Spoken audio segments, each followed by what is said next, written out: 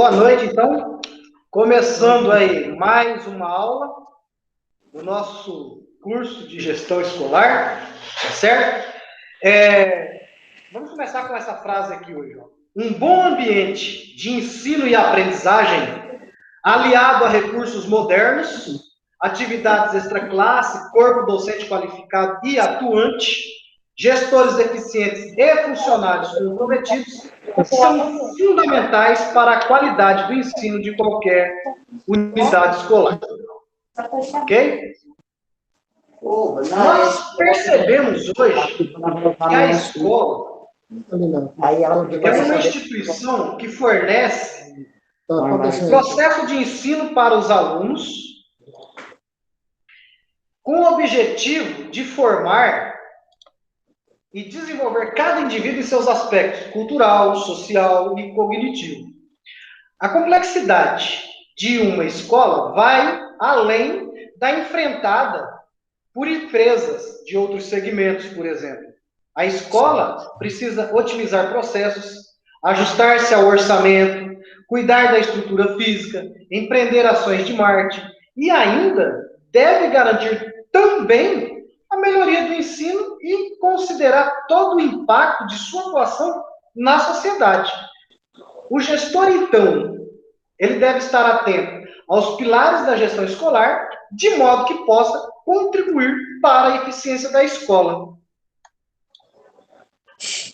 O que seria a gestão escolar? Olha só, a gestão escolar é uma forma de qualificar, por meio de conceitos e fundamentos da gestão, todos os processos institucionais da escola e ainda melhorar a qualidade de ensino oferecido. É preciso fazer uma distinção entre administração escolar e gestão escolar. A administração, ela tem uma visão administrativa e o seu foco é a organização e o direcionamento dos recursos. Já a gestão escolar tem uma visão estratégica e o seu foco é a qualidade dos serviços oferecidos, a qualidade das aulas, a qualidade do processo de ensino e aprendizagem, ou seja, ensinar com qualidade e formar cidadãos com competências e habilidades para a vida. Essa é a diferença entre administração escolar e gestão escolar. E para que tudo funcione de uma maneira correta, é preciso que a gestão escolar atue como um instrumento voltado para a análise de resultados, cumprimento de metas, capacitação e motivação de todos os segmentos da escola. Ok? Qual é a importância da gestão escolar? Olha só, essa pergunta é muito importante. Como pode haver discrepância entre os resultados de escolas que possuem as mesmas características e um público muito semelhante? Né? Vamos repetir a pergunta. Como pode haver discrepância entre os resultados de escolas que possuem as mesmas características e um público muito semelhante? Pois bem, tudo leva a crer que grande parte do sucesso ou insucesso não pode ser atribuído simplesmente à qualidade dos alunos.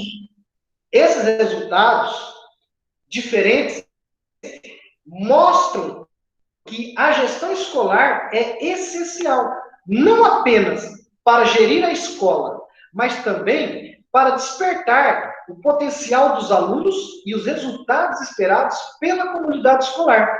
Se o gestor deseja que a escola alcance melhores resultados, conquiste a confiança da comunidade, seja reconhecida como uma escola de qualidade, o caminho é focar na gestão escolar eficiente e eficaz. Qual é o foco da gestão escolar, então? Olha só. O reconhecimento vem para quem apresenta resultados positivos. A gestão escolar deve ter em foco promover a organização, mobilizar e articular condições fundamentais para o avanço do processo ensino e aprendizagem, possibilitar o aprendizado efetivo dos estudantes, priorizar ações que gerem resultados, motivar professores e toda a equipe escolar a alcançarem objetivos. Repensar o currículo com a finalidade de enfatizar sua qualidade e estimular a participação dos pais para atingir a excelência do ensino. Esse, sim, deve ser o foco e o caminho para que elas possam cumprir a missão de ensinar com qualidade e formar cidadãos preparados para a vida. Aqui entram os pilares da gestão escolar. Conhecer os pilares e dar a devida atenção a cada um deles ajudará o gestor a ter visibilidade do seu trabalho e atuar com maior foco nas necessidades que são prioritárias, né? Quais são, então, os pilares da gestão escolar? Olha só. O primeiro pilar é a gestão pedagógica. Esse pilar é considerado o pilar mais importante da gestão escolar, simplesmente porque é a gestão pedagógica que está ligada diretamente à atividade fim da escola, né? Seu foco é na mobilização de recursos e estruturação de processos da área educacional da escola. O planejamento dos propósitos, conteúdos e métodos devem estar relacionados diretamente à educação, como, por exemplo, a organização e planejamento do projeto político-pedagógico da escola, né? A definição de melhores métodos de ensino e aprendizagem, estabelecimento e acompanhamento de metas educacionais, a avaliação do desenvolvimento de professores e alunos, bem como criar um ambiente que seja estimulante e que favoreça o desenvolvimento global dos alunos, são peças fundamentais para que a educação seja uma educação de qualidade. Olha só, os propósitos, eles indicam a direção que a educação deve seguir. As metodologias dão suporte ao currículo escolar e orientam os planos de aula. Tá? Por isso que é muito importante essa questão dos propósitos e das metodologias, ok? O objetivo é unificar a forma de como o conteúdo escolar é passado, até como, por exemplo, os professores devem se relacionar com os alunos.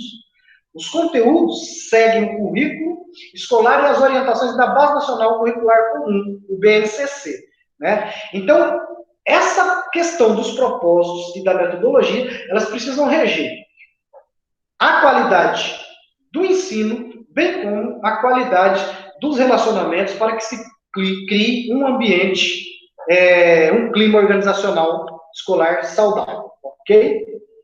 Qual é o papel da gestão pedagógica? Olha só, a função é organizar e planejar o sistema educacional, a execução de projetos pedagógicos e a gestão dos professores. Veja só qual é o papel da gestão pedagógica, então, baseado no que nós falamos. Estabelecer metas para melhorar as práticas educacionais nas escolas, realizar pesquisas com o objetivo de descobrir métodos de ensino mais eficientes e repassá-los aos professores, desenvolver a liderança educacional, pautar a prática pedagógica na efetividade de suas ações sem modismos, né? Então, esses são os principais papéis da gestão pedagógica, ok? E aí, depois do papel da gestão pedagógica, é preciso, então, entender que a gestão pedagógica tem as suas atribuições dentro do ambiente escolar. E quais seriam essas atribuições? Engajar os profissionais de ensino e a comunidade no compromisso de melhorar a educação, fomentar o desejo de ensinar e aprender nos professores e alunos, articular as concepções, estratégias e métodos utilizados para a transmissão dos conteúdos no ambiente educacional, estabelecer critérios e avaliar o trabalho pedagógico praticado na escola, criar um ambiente de ensino que seja estimulante e motivador, analisar o currículo escolar e a metodologia de ensino, sugerindo mudanças que favoreçam a promoção da educação como um todo e o bom desempenho dos alunos. E, por fim, elaborar estratégias para envolver mais tanto os professores quanto a comunidade escolar no processo educativo. Essas são as atribuições da gestão pedagógica, ok? Partindo, então, para o segundo pilar, é a gestão administrativa. A gestão administrativa é a área responsável pelo gerenciamento de recursos físicos e financeiros, bens materiais, patrimônio e a estrutura da escola. É a gestão administrativa que deve garantir a administração dos recursos de forma eficiente para que os demais pilares da gestão escolar possam exercer suas funções com sucesso. Dentro deste processo se encontram desde o cuidado e a manutenção patrimonial até as rotinas da secretaria. Basicamente, se trata de manter o ambiente organizado por meio de diretrizes que não atrapalhem, mas, pelo contrário, que permitam a fluidez e a otimização da gestão pedagógica. Por isso, é importante que se mantenha o ambiente limpo, que os materiais estejam disponíveis, que a infraestrutura seja funcional e até as tecnologias da informação que sejam adequadas e que permitam melhorar o trabalho de todos no seu cotidiano. Vale lembrar que a gestão administrativa adequada insere os alunos no centro de interesse e usa dos recursos para atender aos objetivos centrais da educação. Dentro da gestão administrativa está inserida a gestão da secretaria escolar. A secretaria escolar ela tem um papel indiscutível e de muita importância para o melhor funcionamento da escola, pois lhe compete a organização e a preservação de toda a documentação da escola de forma escrita ou digitalizada. A amplitude das funções da secretaria a coloca em direta e permanente relação com diferentes áreas de atuação da escola, exigindo a sua interação com os demais envolvidos no trabalho escolar. A estrutura organizacional da secretaria funciona quando o trabalho coletivo acontece, né? E dentro desse organograma, todo mundo é importante. E os objetivos são alcançados quando todos os servidores da secretaria se sentem responsáveis por sua realização. Uma boa gestão da secretaria não só mantém a organização de todos os arquivos ativos e passivos de alunos e professores, como também os demais documentos e legislação que são documentação da secretaria escolar, ok? A escola assume, por meio da secretaria escolar, a responsabilidade de registrar e informar com seriedade e segurança a vida escolar dos alunos e a vida profissional de todos os servidores. Certo? Os papéis e as responsabilidades da gestão administrativa escolar. Como a gestão administrativa é a área responsável por otimizar os recursos e integrar todos os diferentes setores da escola, é fundamental entender que a sua trajetória deve ser lado a lado com os outros pilares da gestão escolar, para que toda a escola atinja os seus objetivos. Muito bem. Para que isso aconteça, olha só, existem diferentes papéis e responsabilidades atribuídos ao diretor e ao diretor adjunto, cujas atividades e articulações e ações devem contribuir com a excelência do ensino e das práticas pedagógicas. São algumas responsabilidades da gestão administrativa. Olha só. Dar suporte às ações administrativas, garantir o cumprimento das leis e diretrizes de ensino, levantamento dos materiais a serem comprados, implementação de recursos para otimizar processos administrativos, gerenciamento dos recursos da escola e a garantia de boas práticas no uso dos recursos e bens patrimoniais. Ok? Como melhorar a sua gestão administrativa? Olha só, a base é a organização. Como proceder? Primeiro, acompanhar os processos burocráticos. É preciso estar atento às burocracias envolvidas nos processos da escola, como, por exemplo, o cumprimento da legislação e respeito às normas e diretrizes educacionais, a fidelidade ao projeto pedagógico e aos calendários escolares, por exemplo. Ok? Segundo, cuidar da manutenção dos espaços. Os espaços da escola são muitos. Sala de aula, cantina, sala dos professores, biblioteca, secretaria, demais áreas da escola.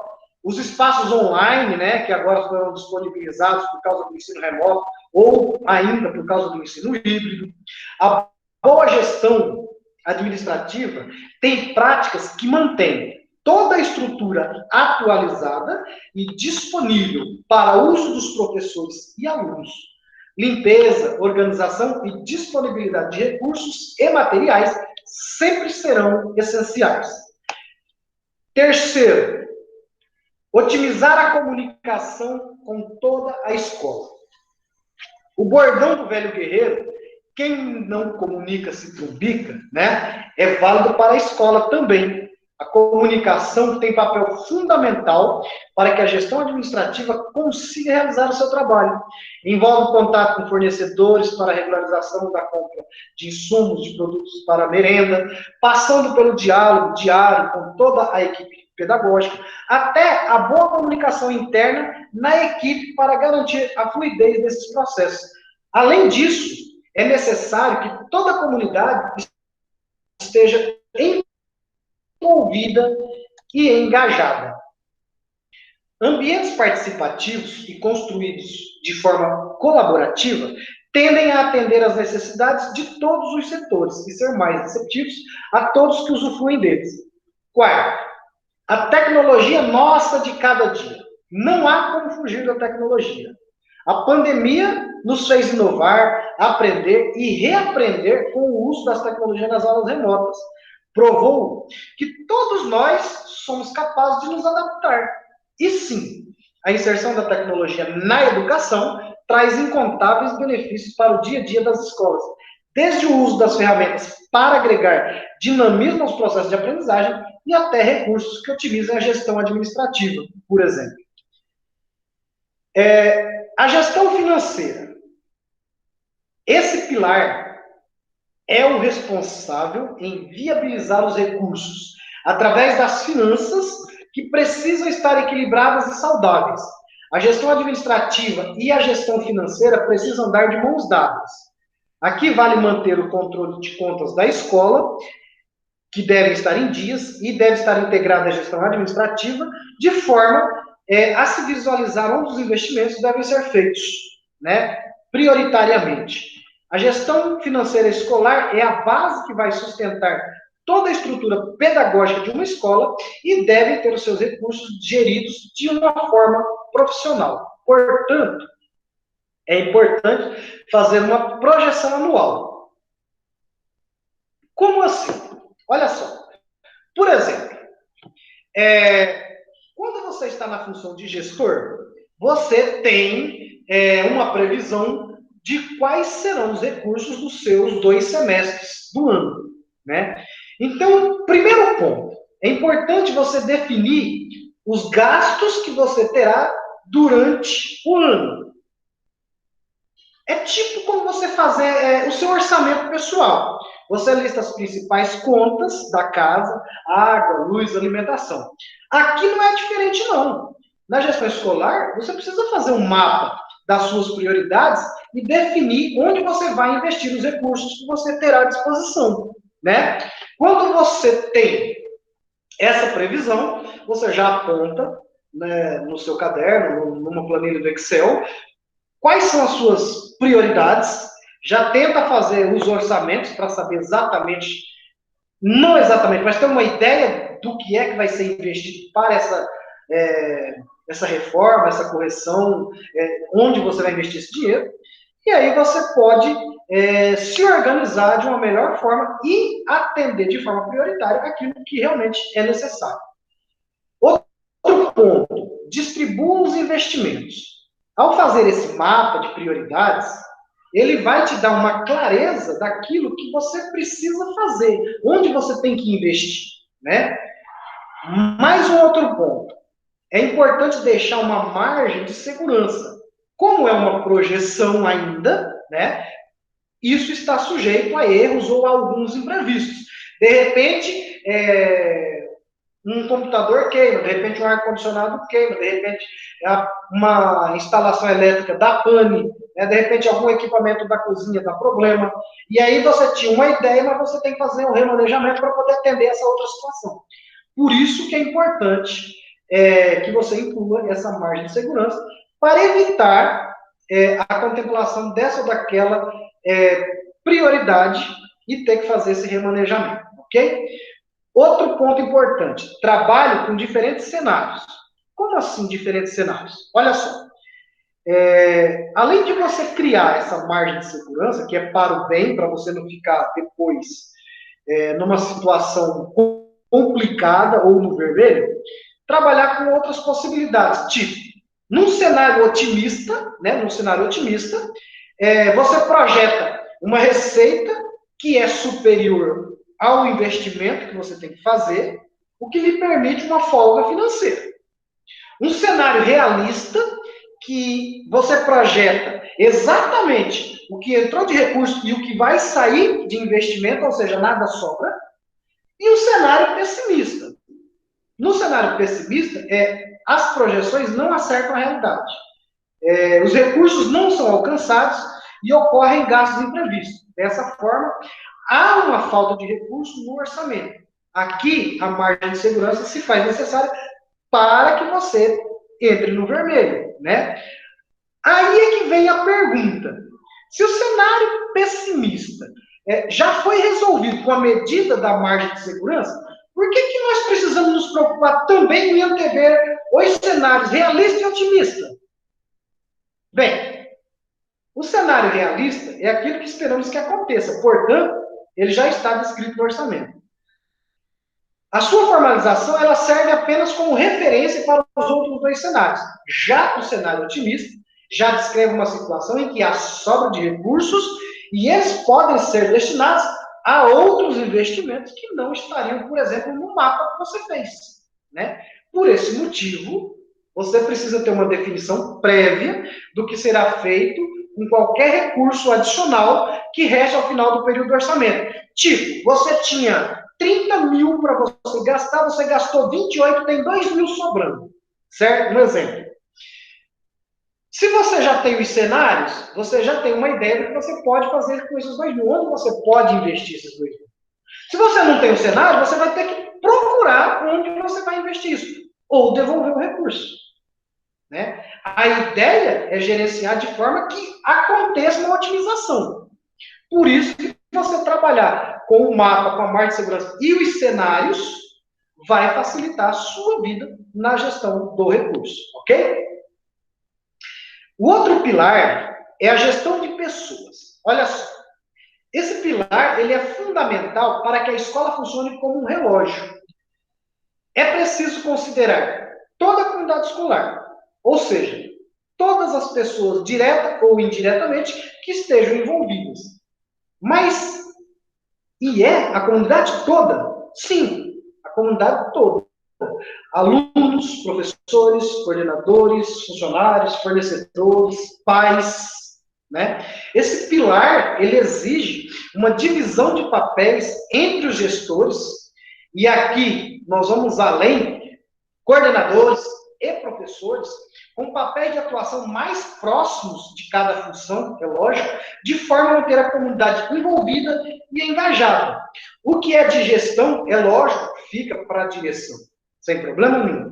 Mas a articulação da comunicação, a aproximação com a comunidade, com os alunos, pode sim ter a participação da coordenação, pode sim ter participação dos professores e pode sim ter participação até dos outros funcionários, dos outros colaboradores, tá?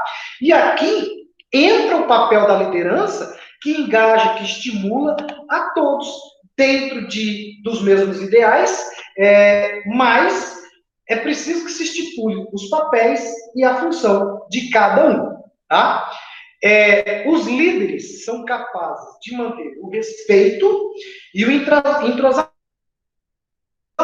o que favorece o trabalho em equipe, sempre incentivando e orientando para extrair o melhor das pessoas. Esse é o papel da liderança, ok? O outro pilar é a gestão da comunicação. Olha só, A comunicação está ligada diretamente à gestão de pessoas. Afinal, ela diz respeito à troca e transmissão e recepção de mensagem por pessoas de todos os segmentos que fazem parte da comunidade escolar. Quando nós entendemos que é por meio de uma boa comunicação que muitos problemas são evitados ou minimizados, nós conseguimos garantir que os professores estejam alinhados e engajados com a proposta da escola, nós conseguimos garantir que os alunos estejam focados no aprendizado, nós conseguimos garantir que os pais tenham consciência de sua importância nos estudos dos filhos, por exemplo, né?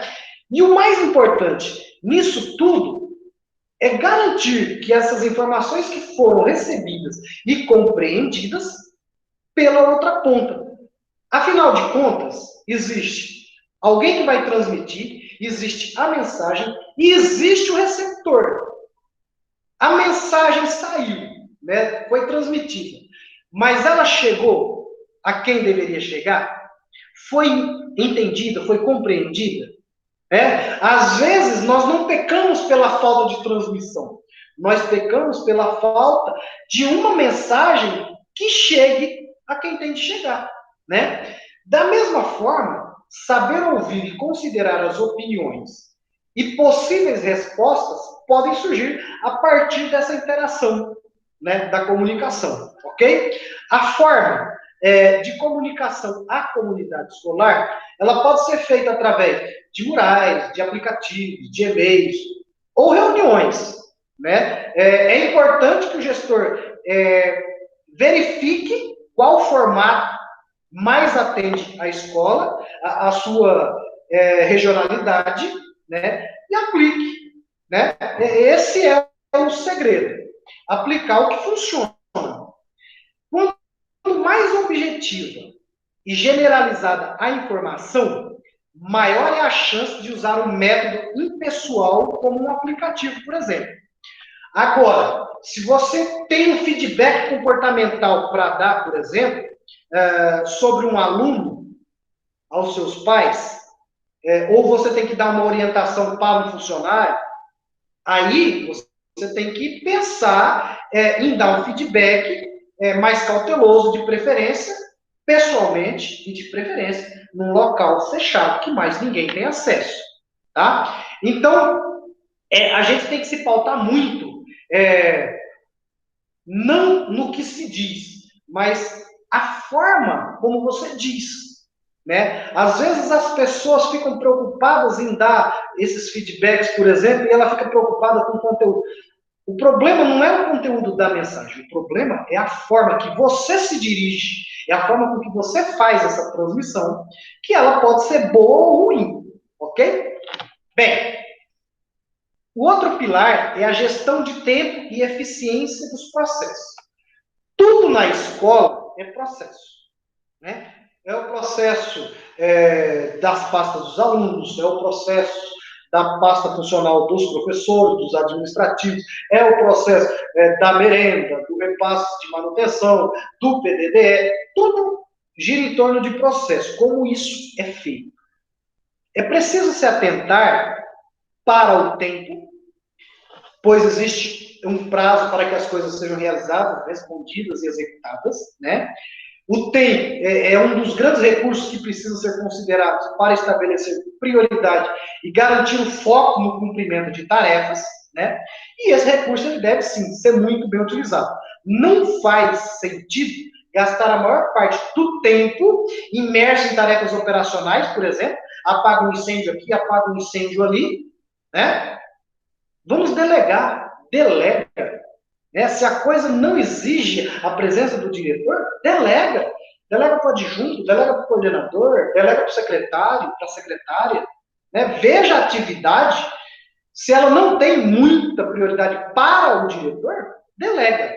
Você vai ganhar tempo. Okay? E a tarefa vai ser realizada da mesma forma. Né?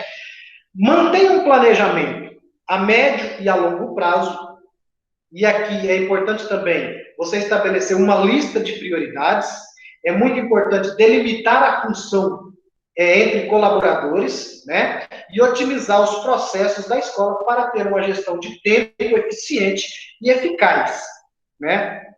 E uma outra questão muito importante também é seguir as orientações da Secretaria de Estado de Educação com relação a como proceder com os processos que são relacionados aos recursos humanos, com os processos que são relacionados com as prestações de contas, né? É muito importante isso. Quando a gente entende esses pilares da gestão escolar, nós conseguimos melhorar a gestão da escola e, consequentemente, nós conseguimos melhorar a qualidade do ensino, a qualidade do clima organizacional. E eu vou dizer para vocês, com isso, o marketing da escola vai melhorar dentro da comunidade escolar, vai ser uma escola referência, ok? Bem, falando nessa questão de referência e de qualidade, existem também os 3 P's da gestão escolar. Opa, na gestão escolar também tem os 3 P's da qualidade? Tem. A gestão escolar também tem os seus P's. É evidente que com o advento da pandemia, foram quebrados alguns paradigmas e isso colocou em xeque muitas crenças e rotinas em vários aspectos da vida pessoal e profissional de todos nós. Na escola, com as aulas remotas, por exemplo, muitos gestores se viram às voltas com um problema para o qual jamais foram preparados. Como, por exemplo, administrar as ansiedades e frustrações das famílias e colaboradores durante esse período de escola fechada, né? Pois bem, o consagrado princípio gerencial dos 3 P's pode ser muito útil. Eles representam 3 conceitos fundamentais na boa gestão: pessoas, propósito e processos. Veja como eles podem ser aplicados dentro da sua escola. Olha só, com relação a pessoas, que é o primeiro P, o elemento mais importante no funcionamento de uma escola são as pessoas. Faço uma pergunta. O que é mais importante para o alpinista? É o preparo físico? São os equipamentos? Ou é a vestimenta? A resposta é a seguinte: nenhuma das anteriores. O mais importante para o alpinista é a montanha. Porque se ela não estiver lá, de que adianta você ter preparo físico? De que adianta você ter equipamento? De que adianta você ter a vestimenta apropriada? Se não existe a montanha, né? Então, o mais importante é a montanha. O mais importante dentro de uma escola são as pessoas, né? Como vai existir uma escola sem os alunos, sem os professores, sem o pessoal que trabalha na escola? Ela não vai existir, né? Então, é preciso conhecer gente, entender de gente e lidar com gente. Para isso, nós precisamos saber liderar e tirar o melhor de seus colaboradores e professores, lidando com suas angústias, com seus medos, com seus problemas, né? Deve lidar com os alunos, mostrando o caminho a ser trilhado. Também é preciso saber liderar familiares, mostrando a resiliência e o acompanhamento dos estudos dos filhos, que são importantes para o sucesso deles, né? Então, esse também é o papel do gestor, liderar todos que fazem parte da escola. O segundo P é P de propósito. O propósito ele vem para conectar a escola, as famílias e os alunos. Faz parte do papel do gestor liderar e ser capaz de engajar a todos em torno do propósito principal da escola. Qual é esse propósito? Oferecer a melhor a todas as crianças e todos os jovens que a escola atende. Esse propósito ele permite que todos se mantenham firmes e engajados mesmo diante das adversidades, dos momentos de reinvenção, e continuarão firmes no sucesso dos alunos. Ok? E o terceiro P é o P de processos. Quando falamos em novos caminhos, estamos nos referindo ao terceiro P da sigla, os processos. É preciso garantir que os processos sejam organizados e otimizados. Quando nós falamos em processos, vem a importância de você seguir as orientações da mantenedora para que todos os processos dentro da escola sigam os passos que devem ser seguidos, tá? Para que tudo saia perfeito, conforme as orientações. Bem, para concluir essa aula sobre os pilares da gestão, nós precisamos entender o seguinte: todos os pilares têm igual importância, é lógico, e devem ser integrados à gestão geral da escola. Apesar de alguns estarem mais relacionados entre si, como gestão administrativa e financeira, ou então gestão de pessoas e comunicação, todos eles se afetam entre si, podendo gerar reações em cadeia, tanto positivas quanto negativas, dependendo do direcionamento de cada trabalho. Daí que é importante que os bons gestores sejam capazes de desenvolver uma visão que tenha nos pilares um método para definir metas e medir resultados separadamente, atuando em cada setor com mais clareza e com mais objetividade. Bem, para encerrar, eu vou contar uma pequena parábola. O inovador formiga e o gerente marimbondo. O universo das redes sociais, às vezes, ele é surpreendente. Se torna inusitado quando, por exemplo, sua mãe encontra a história de uma formiga, de um marimbondo, que talvez envolva um inovador e um gerente, e sugere que você a conheça e seja útil em suas atividades profissionais. Pois bem, isso só acontece quando pessoas que são de sua convivência pessoal e profissional sabem do que você gosta e das coisas e histórias que te inspiram na vida e na sua profissão. Pois bem, essa eu recebi da minha mãe, né? Então, veja bem, a parábola da formiga desmotivada. Todos os dias, uma formiga chegava cedinho ao escritório e pegava duro no trabalho. A formiga era produtiva e feliz. O gerente marimbondo estranhou. O gerente marimbondo estranhou a formiga trabalhar sem supervisão. Se ela era produtiva sem supervisão, seria ainda mais se fosse supervisionada. E colocou uma barata que preparava belíssimos relatórios e tinha muita experiência como supervisora. A primeira preocupação da barata foi a de padronizar o horário de entrada e saída da formiga.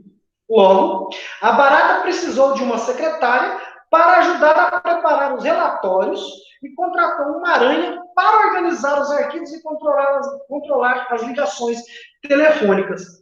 O marimbondo ficou encantado com os relatórios da barata e pediu também gráficos com indicadores e análise das tendências que eram mostradas em reuniões. A barata, então, contratou uma mosca e comprou um computador com impressora colorida. Logo, a formiga produtiva e feliz começou a se lamentar de toda aquela movimentação de papéis, de reuniões. Cansou. O marimbondo concluiu que era o momento de criar, então, a função de gestor para a área da formiga produtiva e feliz.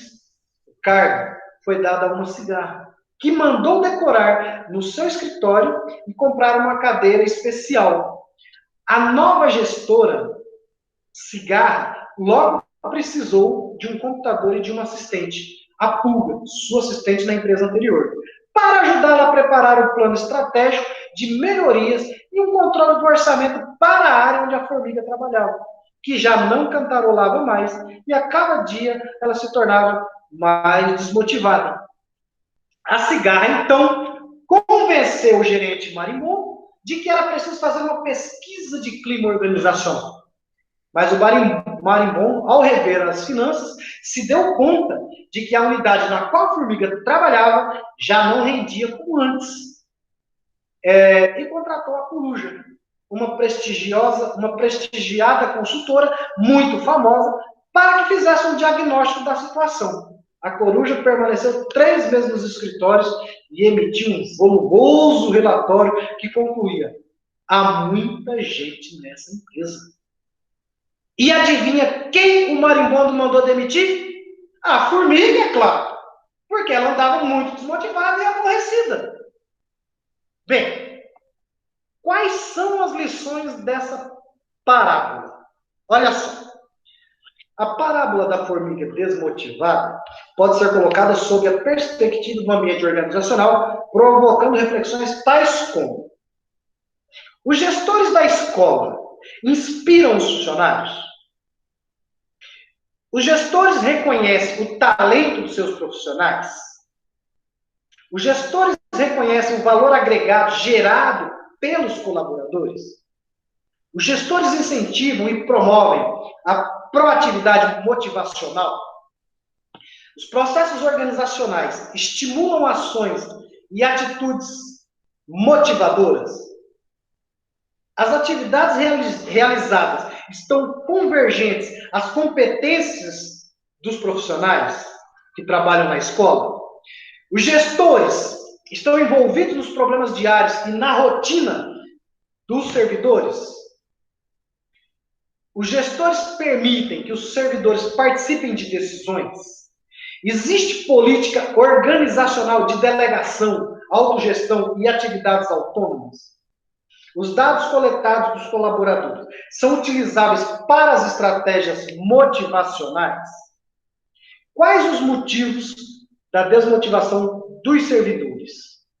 Quais os gatilhos do descontentamento em relação à gestão, à organização, à equipe e às atividades? Os mecanismos de comunicação interna fomentam diálogos motivacionais? As estratégias de capacitação e treinamento motivam os funcionários? Como você vê isso na sua escola?